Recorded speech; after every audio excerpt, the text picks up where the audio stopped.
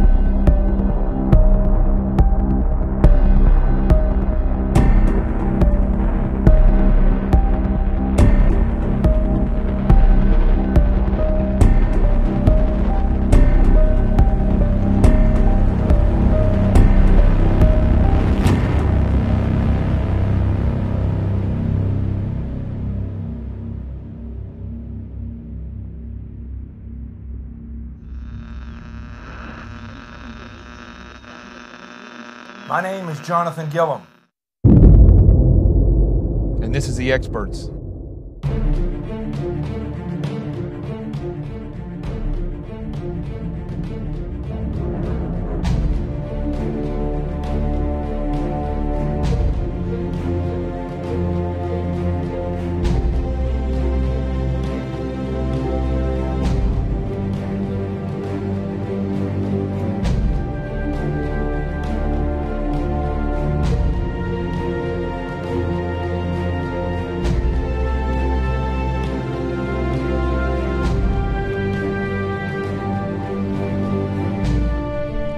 This is Jonathan Gillum, and this is The Experts on Facebook Live, Twitter, and maybe something like YouTube, I guess. Well, fresh off of the Sean Hannity radio show. Sorry I got home a little bit late from the studio. Then I had to work with Newsmax on the setup here for next week's shows, experimental shows. We'll see how it goes. You know, at least we'll get... Listen, I tried everything that I do with this show is experimental, and it's fun. I'm having a great time. I'm having a blast doing it and bringing you all along for the ride. And let me turn. If you haven't shared this show yet, make sure you share it. If it's on Facebook, and if you're on Twitter, make sure that you're retweeting. Make sure that you're following me on Twitter, liking my page on Facebook, and subscribing to my page on YouTube. And we're going to talk, it's going to be a quick show. I'm going to cover a little bit of the stuff that I did on the Hannity show today, but let's get started, see what we got here.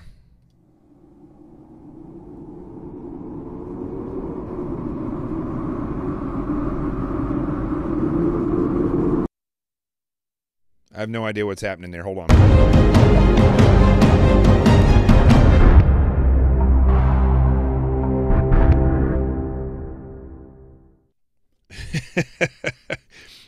I guess I hit the wrong button. I didn't realize I hit the wrong button. I started the show over again. So, okay, here we go.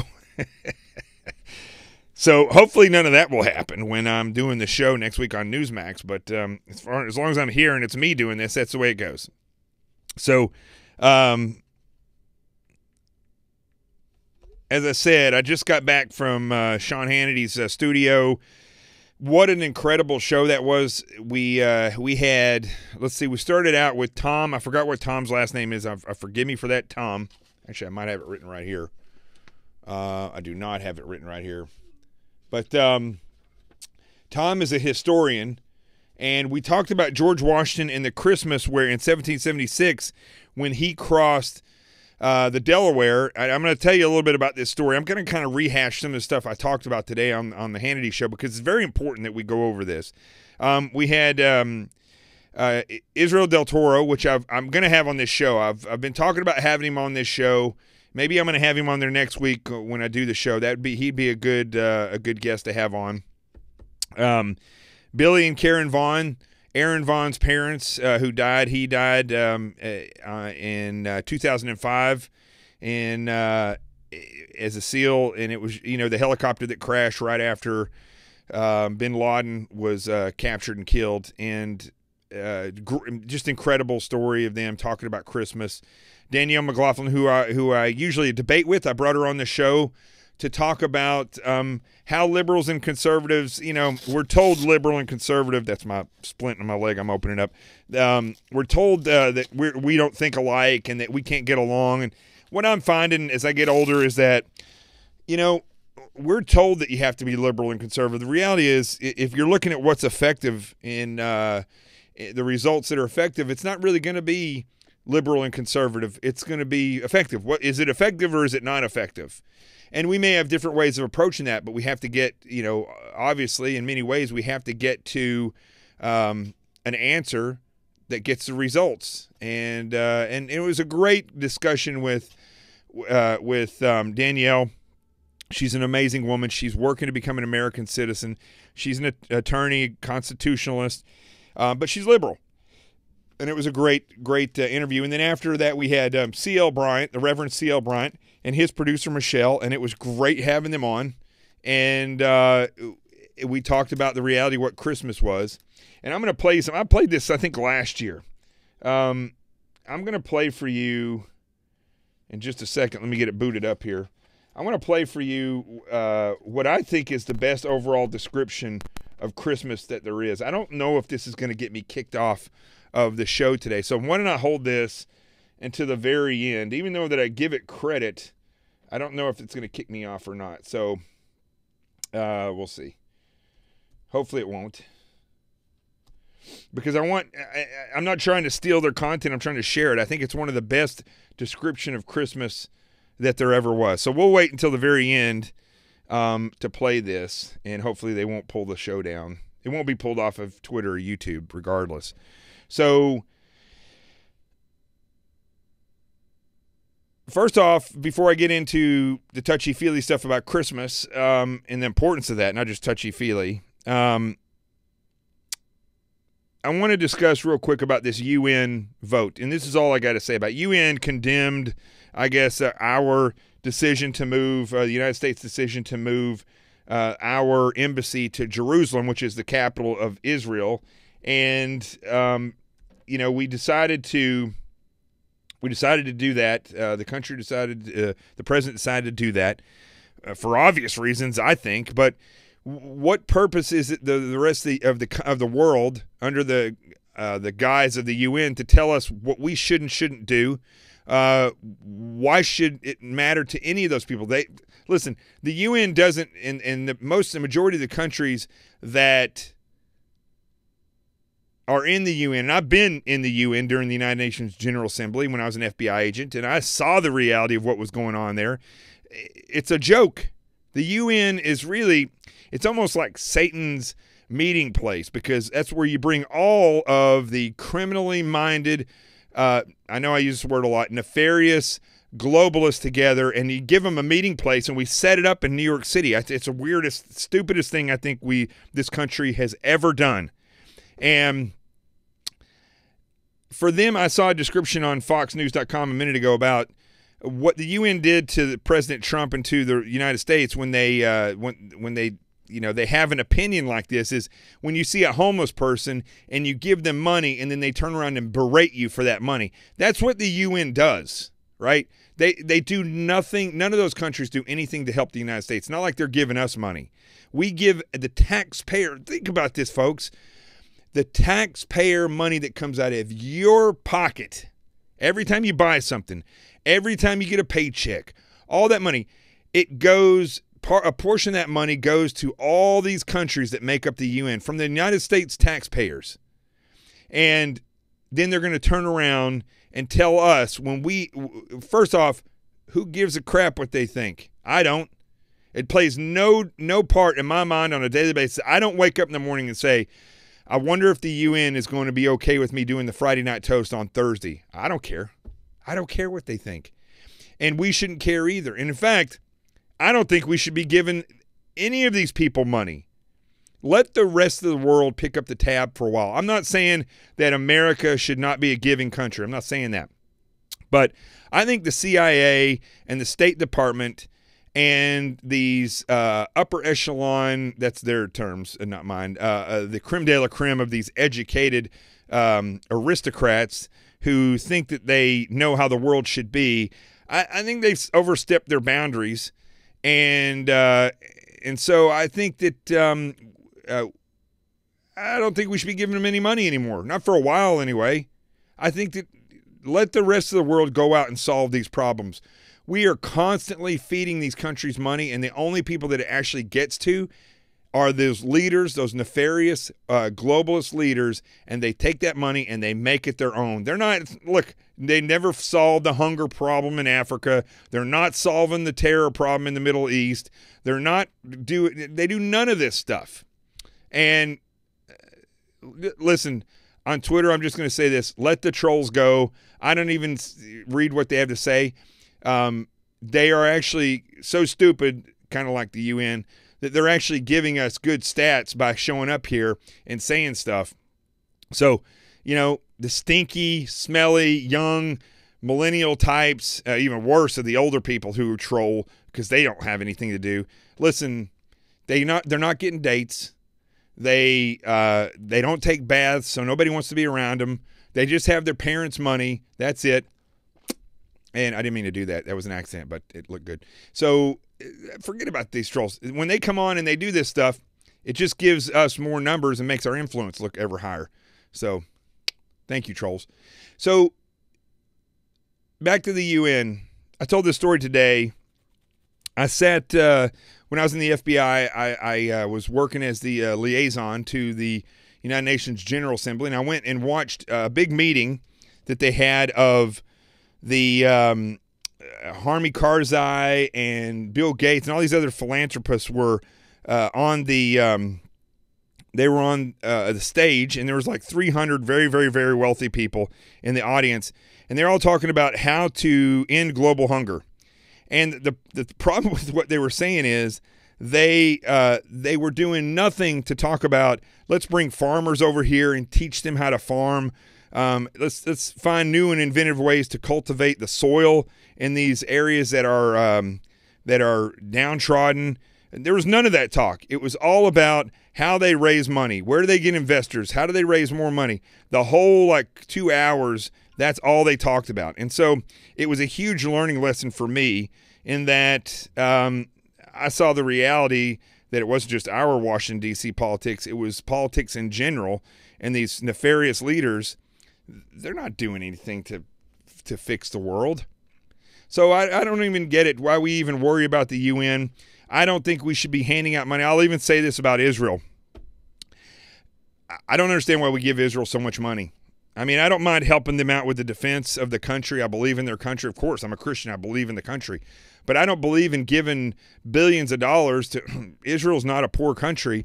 And I don't see it. I mean, I think with the knowledge and the exceptionalism that we have in this country, we could be donating our time and paying our people to go on over and help defend Israel. If Israel needs our defenses, let's send our people over there. Let's set up American bases all along the border in Israel and help protect them. I'd rather do that than give them our taxpayer money. At least our soldiers would be getting training then. In Africa, we don't need to give those people any money. Let's send over a trained agriculturalists so they can go over and help them develop crops.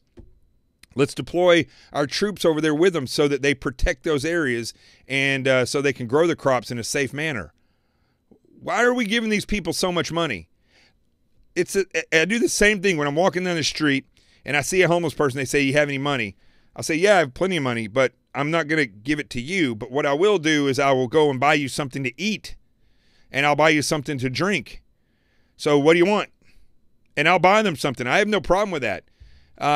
Listen, it's not like I have a lot of money, but what I'm saying is I'm not going to just throw money at somebody because they ask me for money because they're downtrodden. Giving somebody money does nothing. It's like if I knew a young person who said, give me some money, I'd say, "Are you able to work?" And they're like, "Are you handicapped?" "No." "Well, let me help you find a job." That's what I'm going to do. I'm going to help you find a job. Why aren't we doing that with these countries? I don't get it. And I agree with the president that we should be, that all these allies that we have, like in NATO, for instance, they should be picking up the bill for their own defense. We, the taxpayers of this country, our deficit is out of control. Until we get that settled, that's like continuously walking around and giving away money until you are literally standing and sleeping in a cardboard box next to the people that you were giving money to. Forget that. That's not what we need. Somebody wrote, "JTG for POTUS 46. You're damn right. Vote me in. I'll run for it." Let me tell you something, folks. Washington, D.C. wouldn't know what to do if I was president. It would be a nightmare for those people because, first of all, there will be no swamp in the White House. I don't believe that the White House needs its own bureaucracy, and that's what it has right now. Get rid of that. I don't need it. I don't need the press. If I was president, the very first thing I would do after I give the inauguration speech, first off, there wouldn't be any of this pomp and circumstance. You elect me for president, you're electing the CEO of the government. You're not electing a king. You're not electing a savior. You're not electing somebody who is, quote unquote, and I love Trump, but that would say he's going to make America great again. I love that statement. I love the motivation. But I'd be saying, listen, you're hiring me to run this country. I don't mind being at the tip of the spear, but you're the one who's going to make the country great again. So let's start making this country great again. You know, I don't get the pomp and circumstance of, like when they had, I did a whole show on this, when they had the 5 living presidents with the exception of Trump, the 5 living former presidents, and they had them on a stage together down in Houston. Who cares? They're all failures. I mean, you look back at all these presidencies, they didn't solve the budget problem. They didn't get rid of the Republican and Democratic parties, which is something that I would definitely move to do, to outlaw the political parties. Or you know, you could have political parties, but you can't. I don't think you should have political parties in a power structure like you have in Washington. Well, they're all over. They own every seat of government of power in the United States. I don't believe that should be legal. There is no other monopoly that's a business in this country would be allowed to do that, let alone handing our government over to 2 private entities that make up all the narratives, the rules, the regulations, and the laws that benefit them. I don't subscribe to that at all. You make me president, first thing I'm going to do, though, when I go in, after I give my inauguration speech, which I may or may not, if we have enemies like North Korea at that time, and I give my inauguration speech, there's probably going to be some bombing going on at the same time I'm being inaugurated somewhere. Secondly, I'm going to go to the White House, and we are immediately going to close the White House press briefing room, and we will no longer recognize the White House press corps. And I don't care what they do. If they want to get in a lawsuit, they're not going to be in the White House. What I would do then is I would set up a web show similar to this and have my press secretary give web shows daily, press briefings to the American people. And we would have chat sessions just like this where somebody sits at a computer and picks out certain questions that people ask. And, hey, if the news organizations wanted to throw some reporters in there, then by all means, we'll give them we'll answer their questions if they come over. Or if it's Eleanor and Eleanor has a good question, then the person who's sitting at the desk picking that out would ask that question, and then the press secretary would answer it via the web. There would not be any press briefing room.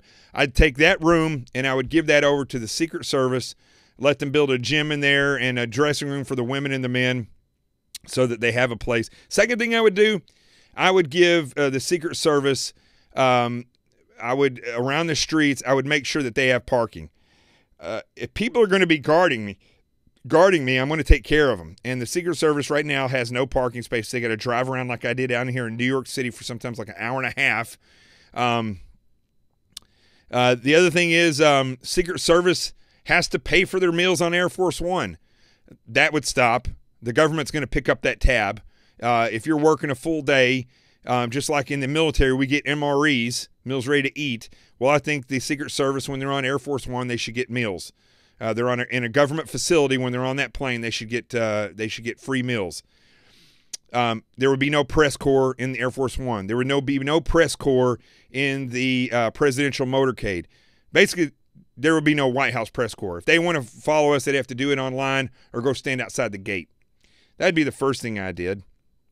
Second thing I did was I would set up an office, if possible, somewhere in Congress.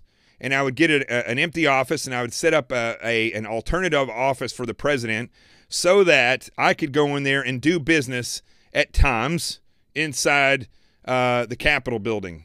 That way they could not miss me.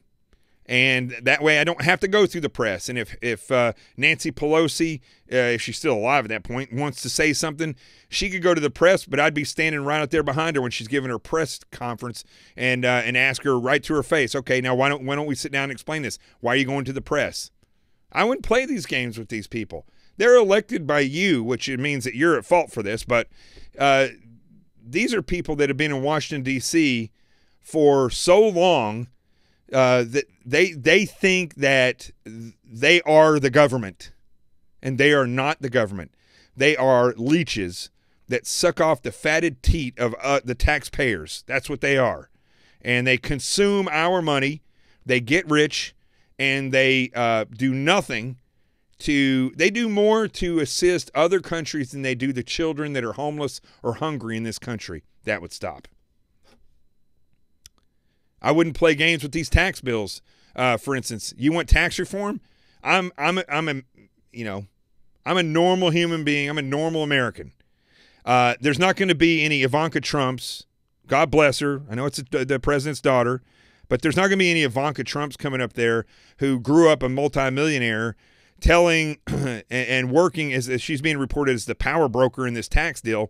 I don't want Ivanka Trump determining what taxes middle America pays. You know what I want for that? Middle America. I'd bust people in. I would get some small town like my accountant Diane. She's an amazing woman. I'd have her and a bunch of small town tax people or just middle Americans who have big families, and I'd bust them in. And I'd say, what do we need to fix? What do we need to do? Business. If somebody who's been in small business for 20 years, what would it do to help prosper your company? And then you input that into the tax program. You ask the parents, what do you need?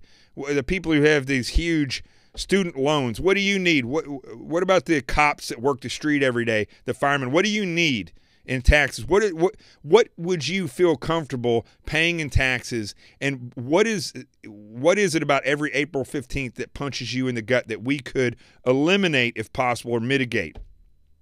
And I'd sit down with them. I would make that tax plan so small. Well, potentially, I would just get rid of, to tell you the truth, I'd just get rid of the IRS. Might as well, we're getting rid of, somebody said, I don't know where I wasn't planning on this today, but somebody said, I should run for president 2000 and whatever it is, 2020 or whatever it is. But why have the IRS? Why not just have a flat tax, condense the IRS just to the place where they process those, 15% flat tax. Why not do that? Why not do that? I mean, look, if you're super, super rich, maybe you could pay a little bit more, but the fact is, folks, the rich, here's where people have to realize this. The rich pay less federal income tax. They have loopholes they can get through. But they all pay just the same amount of taxes as we do when they buy stuff. So all that money that they get, it's not like they just hoard that money. A lot of it gets invested, but they spend billions and billions of dollars, and that is all taxed. So, I don't have a problem myself with taxing big money items like, $100,000 cars or big, huge yachts or private planes, great, big, enormous 25-bedroom houses. I don't mind taxing that. The NFL, the profits they have, I don't mind taxing that. But I don't think we should be overtaxing the middle class. I think we should hardly be taxing the dependent classes, the lower class, the poor class in this country. But by no means do I think they should get a free ride. I think they should have to pay taxes. And I'll tell you one other thing, then I'll get off this roll. One of the first things I would do is I would immediately overhaul the welfare system in this country. I would make welfare a temporary crutch. It's hard. It's like, pain medication. I'm learning a lot about pain medication because of my leg. You can't declare a war on opioids and expect doctors to just stop prescribing those things. My leg on a nightly basis right now still gets to a point where I'm sleeping like at the most 4 hours at a time. Typically it's about 2 hours, and I wake up. I try not to take the pain medication because I only have a limited amount of it. And once it's out, I don't know if I'm getting more. So I shouldn't have to live in fear of pain. On the other hand, we should completely annihilate the doctors and the pharmacists that are going out of their way and prescribing this medication and destroying lives. I have no problem with the law coming down on those people. But when it comes to the welfare system, it's the same thing. I can't say to this person that you have to be off welfare in 6 months when they may live in a place where there's just no jobs. And that person who does live in a place where there's plenty of jobs, I can't say to them, well, you're okay to stay on welfare indefinitely. I think there should be an overhaul of the system where welfare becomes a temporary crutch to help people get back on their feet, and it should have a timeline. And if they don't meet it, if these people who can get a job go out and get a job, and these people that can't, then we work with them and we say, all right, you work for the government now 4 days a week, and let's say we could even say 3 days a week, and 2 days a week you have to show that you're going and looking for jobs. The government could even have a system where employers reach out to them and show them what jobs they have. So you take people who've been on welfare for 6 weeks, who've been getting food stamps, who've been getting public housing, who've been getting different types of subsistence. And what we do is after 6 months, you now work for the government. 3 days a week, you're going to be cleaning floors in federal buildings. You're going to be sweeping sidewalks. You're going to be cleaning up the housing projects where you live, and whatever else the government may need you to do. Maybe one of the trash people is sick. You're going to be filling in on that person's job. You're not getting paid for it because you get subsistence. This is the way you fix things. You don't teach dependency, and you don't allow people to get one over on the government, and by becoming not just teaching them to be dependent, but allowing them to ride the wave of the taxpayer's pocket, just like these other countries do. Anyway, I didn't even think about talking, but I could go on all night about this.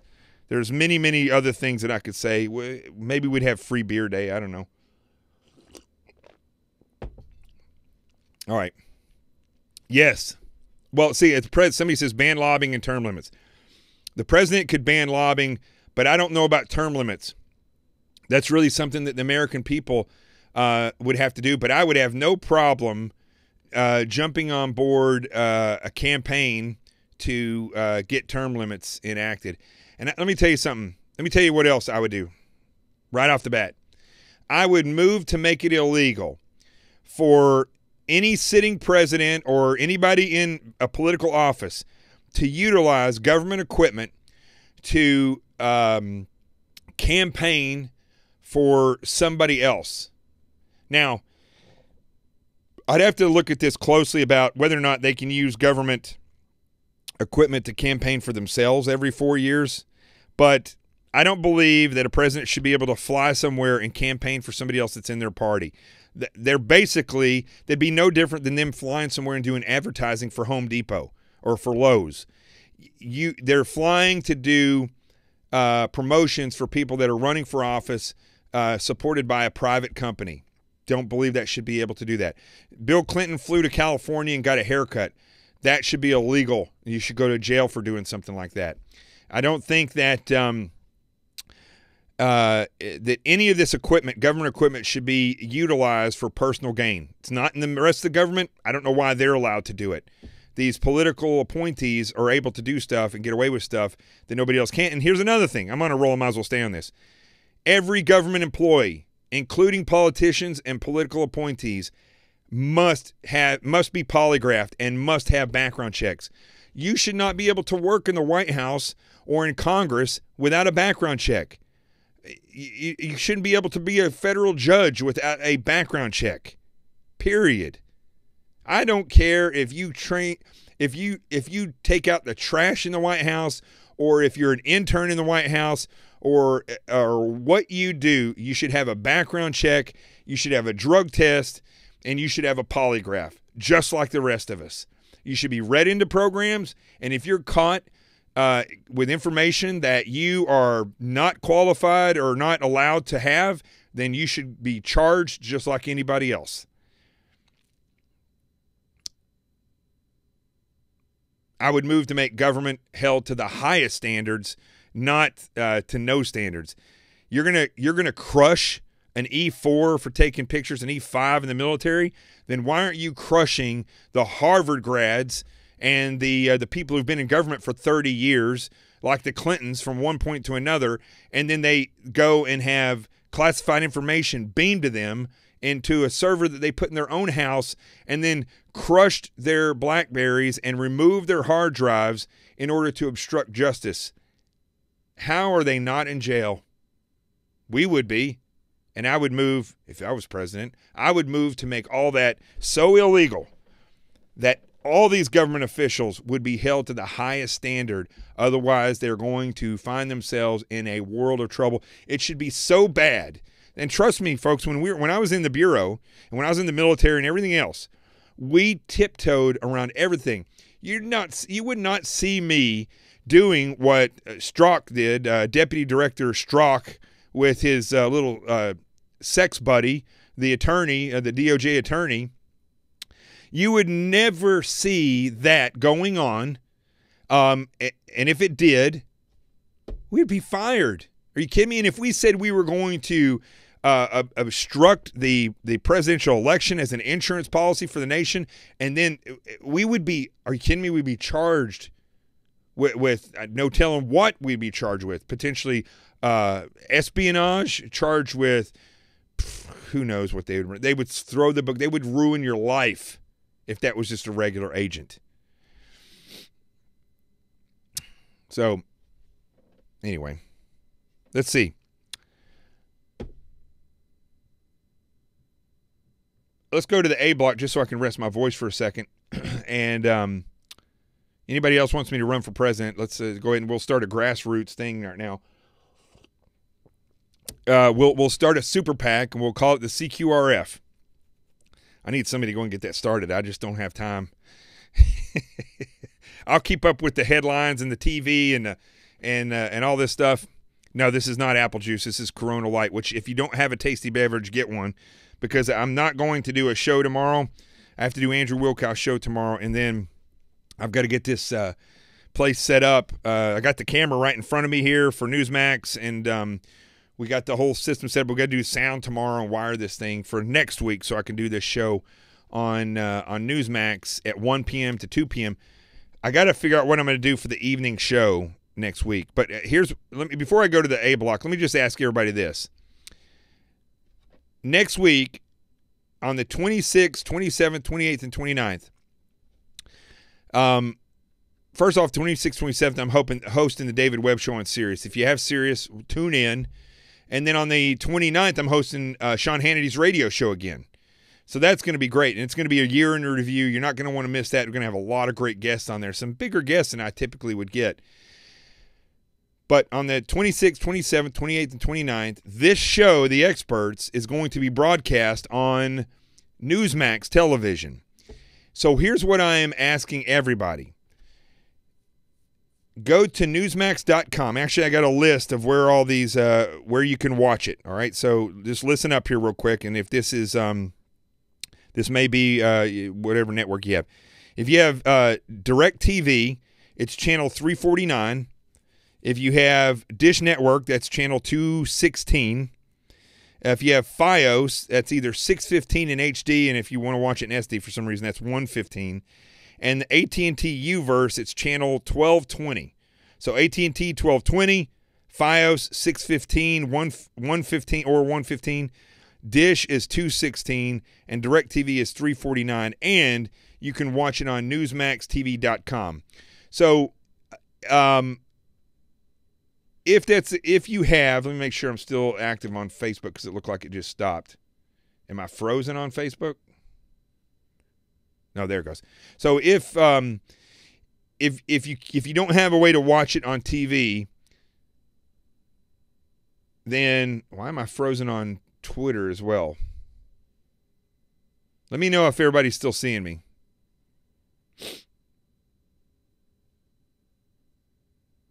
So these don't sell supplements.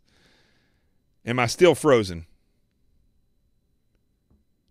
Okay, it looks like I'm good now. Okay, so what's going on here? Okay, I'm good on Twitter. So if you don't have the ability to get this on your TV, you can watch it at newsmaxtv.com. But here's what I'm asking everybody.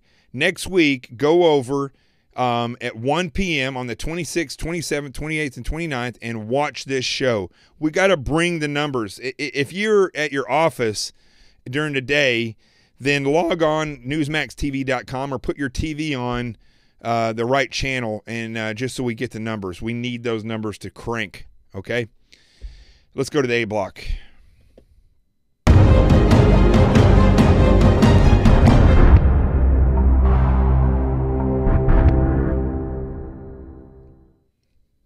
All right, I'm about to lose my voice. I got to be careful. Yes, Newsmax is on DirecTV, channel 349. Richard. Okay. I want to go over real quick what I talked about today on Sean Hannity's radio show. And I talked about Christmas and the exceptionalism of this country, the morals and ethics of this country, the service that everybody has to each other, and the unity that we all feel during about the 3 weeks Christmas season, right after Thanksgiving. So what I was trying to make a point today on the radio that I hope people got, and I want to make it here, is that what we see in Americans and in the United States of America in that three weeks is the reality of what's going to make this country great again. It's strength. What we're seeing is strength. We're seeing unity. We're seeing morals. We're seeing ethics. We're seeing exceptionalism. And we have to continue to do that for the other 364 days out of the year. There should not be a day goes by. Somebody asks, who am I? On Twitter, who am I? Well, if you don't know, you're in the dark, man. You got to check it out. Go Google me. So,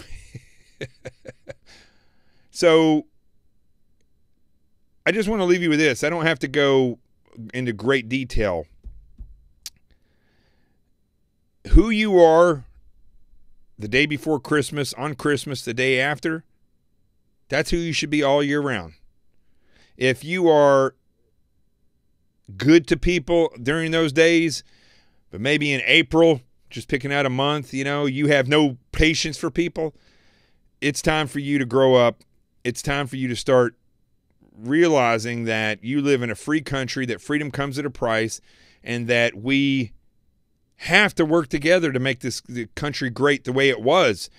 This exceptionalism that we feel, this giving spirit that we feel, the love that we feel on days like before Christmas, Christmas, and the day after are so important that it's a necessity for us to survive in this country. If you want to overcome Washington, D.C., we have to be like this all year round. Because I don't know if you've noticed this, but on Christmas Day, not only are you more giving, not only do you feel closer to people and to God, but you're much more powerful. You know, you feel like you can do things for people that you wouldn't be able to do on a regular day. There's no reason for that other than the fact that it's, you know, Jesus. We're celebrating Jesus' birthday, but we allow ourselves to be exceptional in that little short period of time. And I think we need to do that year round. Now, let's go to the Truth Zone.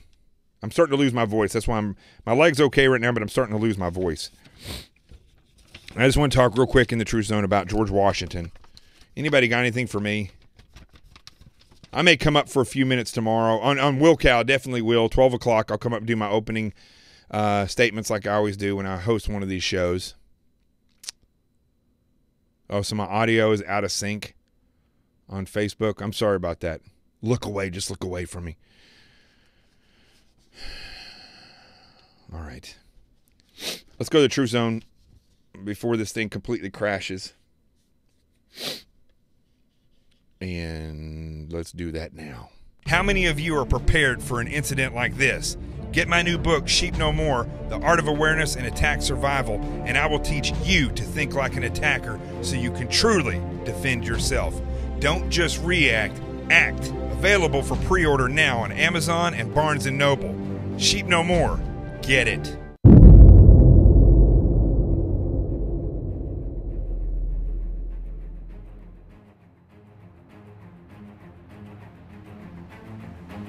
All right. Now, at the end of this, I'm going to play this video. I want to wait to the very end because I don't want to chance it. I don't want to chance Facebook tearing this show down. Even though I will, you know, I'll name who. It's hard to tell with Facebook. Hold on. Let's see here.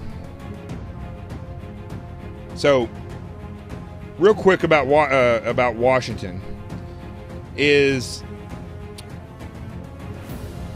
George Washington, the night of Christmas, 1776, Christmas night, and into the day after Christmas.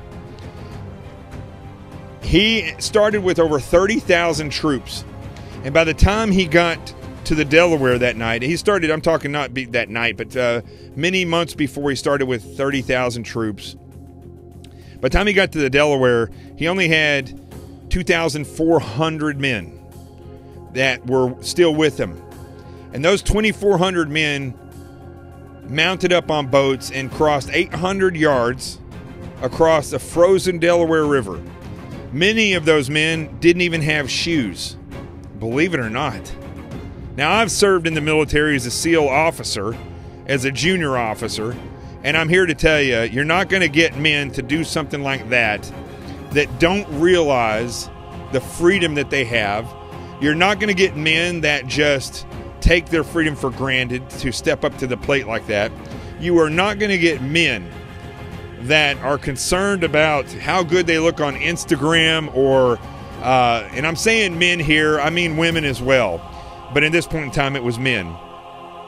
These are men that were meat eaters, that were hungry for freedom, and understood that if they stayed with George Washington and if they crossed the Delaware and continued to pursue freedom from a tyrannical government. Now, whether they know this or not, I don't know, but 30,000 started, only 2,400 crossed that river, and not only did they sail over into New Jersey, but they sailed into history for the right reasons. And you should think about that. That practically breaks me up inside when I think about the hunger that must have been in their hearts to cross a frozen river on Christmas night away from their families, never knowing if they were going to make it. And they sailed into history. Now, you're not having a bad day like that. And there's not a day that goes by where you wake up and you say, I've got to, in order to do this crappy job, I got to cross a river that's frozen with no shoes on to face an unknown enemy. You wake up and you go to a crappy job. Many of you do. I get it. Many of you are not the people that you wanted to be and you dreamed about when you were a child. Trust me, I understand that. But you are free. And what you're about to celebrate this coming Monday is the birth of a child that the God of all creation became a man and was born into this world for the sheer fact of dying for you. And just like these founding fathers crossed this river for you, the Lord in heaven, the God of all creation, became a man and died for you. If he did that, if they did that, then you should be standing with each other in freedom because you were born into it. I'm Jonathan Gillum. This is The Experts. My good buddy over there, speaking of gifts, as always, he's sitting over here next to me. Whenever you see this face, remember that truth has arrived. And as I play this, what I think is really the best interpretation of what Christmas is all about, I just want you to know that another Christmas has gone by where the CQRF is here. We've only been calling it the CQRF for a little while, but I can't thank every single one of you enough for just all the amazing times we've had of people calling in on Skype when we did that, the different chat sessions that we've had, jumping on the trolls, following me over to Sean Hannity and David Webb and Andrew Wilkow's show and coming back here, donating the money to where we raise money so we can take these road trips. That's another thing I haven't even talked to Newsmax about. Who knows, we might even be able to get this show on the road. I can't thank you all enough. And I am so thankful to the God in heaven for such incredible opportunities. You know, listen, we get gifts in this world, but to get the opportunity to be something doesn't mean it's not guaranteed, but to get the opportunity to be able to strive for excellence, whew, it's amazing. It's unbelievable what tearing your leg up can make you realize. And I always knew this. That's the way I've lived my life. But when you only have one good leg, you realize how important your knees are. When you realize how important your knees are, you realize how important your health is. When you realize how important your health is, you realize how important your life is. When you realize how important your life is, you realize how important the man is that gave you that life, or the creature. I wouldn't even demote him to being a man, but, well, Jesus was a man, but God in heaven that gave us this life. And when you realize how important God in heaven is, you know what happens? You realize how important each individual human being is around you, and every living creature, and every single breath that you take. It's an incredible cycle. Once you build on it, it goes up, it comes right back down to the simplest things and how important each one of those actually are. Let's listen to this, and then we'll do our toast. Lights, please. And there were in the same country shepherds, abiding in the field, keeping watch over their flock by night. And lo, the angel of the Lord came upon them. And the glory of the Lord shone round about them. And they were sore afraid. And the angel said unto them, Fear not. For behold, I bring you tidings of great joy, which shall be to all people. For unto you is born this day in the city of David a Savior, which is Christ the Lord. And this shall be a sign unto you. You shall find the babe wrapped in swaddling clothes, lying in a manger. And suddenly there was with the angel a multitude of the heavenly host praising God, and saying, Glory to God in the highest, and on earth peace, goodwill toward men.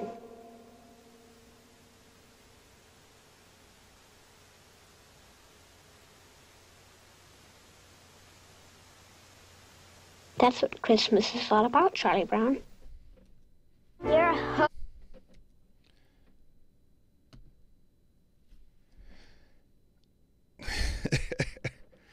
Let's raise a toast to the exceptional country that we were born into and to the exceptional citizenry that we're a part of. Thank you, Lord.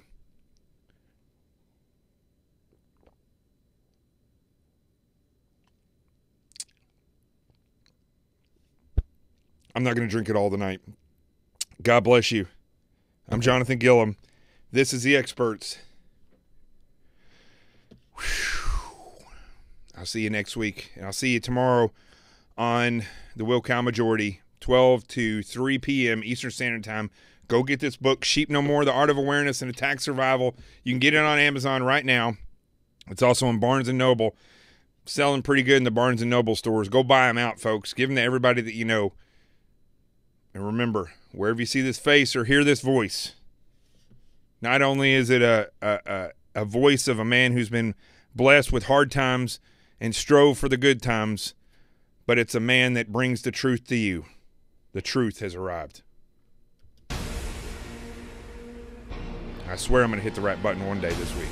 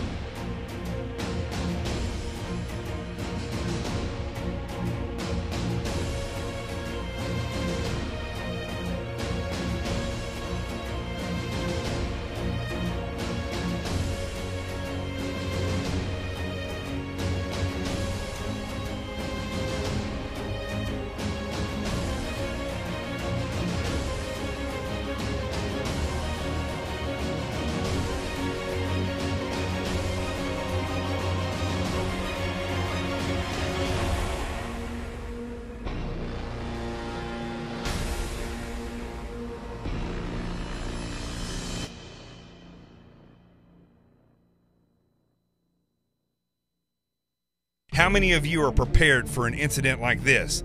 Get my new book, Sheep No More, The Art of Awareness and Attack Survival, and I will teach you to think like an attacker so you can truly defend yourself. Don't just react, act. Available for pre-order now on Amazon and Barnes & Noble. Sheep No More. Get it.